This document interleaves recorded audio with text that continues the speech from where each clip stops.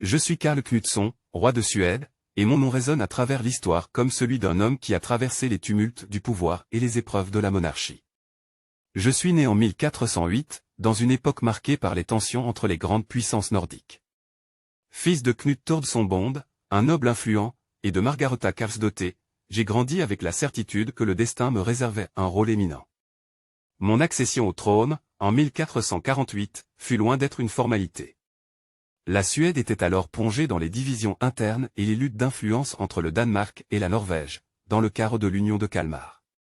À la mort de Christophe de Bavière, le trône était vacant, et j'ai été choisi pour incarner l'espoir d'une Suède libre et souveraine. Mais ce choix ne fut pas accepté sans résistance, et ma couronne fut contestée tout au long de mon règne. Mes premières années en tant que roi furent marquées par des efforts pour restaurer l'indépendance de la Suède face au Danemark. Je me suis battu pour consolider mon autorité, faisant face à des nobles récalcitrants et à des forces étrangères qui cherchaient à m'affaiblir. Mais mon règne n'était pas uniquement une succession de conflits. J'ai œuvré pour améliorer l'administration de mon royaume, renforçant les institutions et réaffirmant les droits des paysans face aux abus de la noblesse. En 1457, une nouvelle épreuve m'attendait. Mes ennemis politiques, menés par l'archevêque Jón Bangson Oxenstierna, orchestrèrent une révolte qui m'obligea à fuir en exil. Mais je n'étais pas homme à abandonner.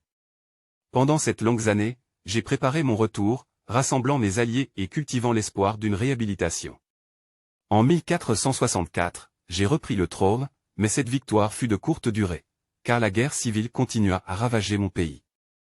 Je fus roi de Suède à 3 reprises, de 1448 à 1457, de 1464 à 1465, et enfin de 1467 à 1470. Ces années furent un combat constant pour maintenir l'équilibre entre les factions rivales et assurer l'intégrité de mon royaume.